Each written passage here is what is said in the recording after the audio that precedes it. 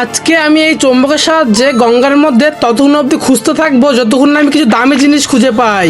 তার জন্য আমি একটা চুম্বক এবং একটা দড়ি নিয়ে চলে আসি গঙ্গায়। আর সবার প্রথমে আমি কাদার মধ্যে খোঁজা শুরু করি। আর মনে হচ্ছিল ভালো কিছু বেঁধেছে, কিন্তু গাইস না, কিছুই তো বাঁধেনি। তারপরে আমি হার না মেনে আবারও খুঁজতে শুরু করি, আর ফাইনালি কিছুটা বেঁধে গেল। কারণ একটা ঘরের চাবি পেয়েছি।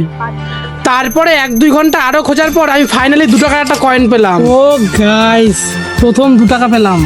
তারপরে তো আমি একটা সিটি গোল্ডের লকেট এবং একটা হেডফোনও খুঁজে পাই। এখনো পর্যন্ত তো আমি গোল্ড এবং ডায়মন্ড কিছুই খুঁজে পেলাম না। তারপরে আমি পিছনে কিছু লোককে দেখতে পাই, তারাও চুম্বক দিয়ে দামি জিনিস খুঁজছিল।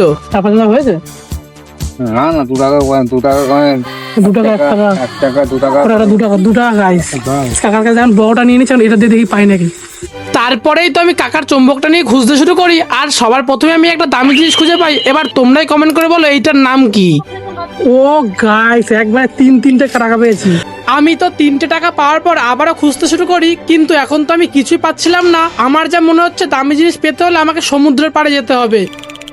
এবার তোমরা যদি এই ভিডিওতে 10,000 লাইক কমপ্লিট করে দাও, তাহলে আমি পরবর্তী ভিডিওতে সমুদ্রের পাড়ে গিয়ে দামি জিনিস খুঁজে দেখাবো।